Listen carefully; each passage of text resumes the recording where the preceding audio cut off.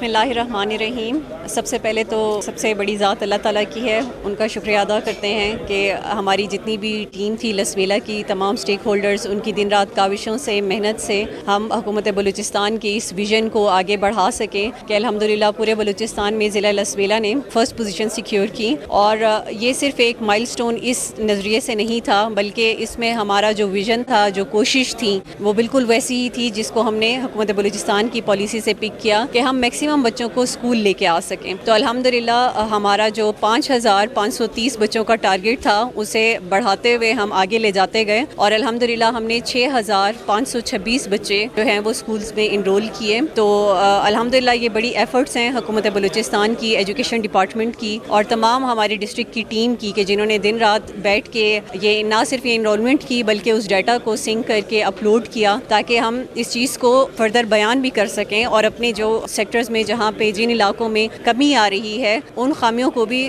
دیکھ سکیں۔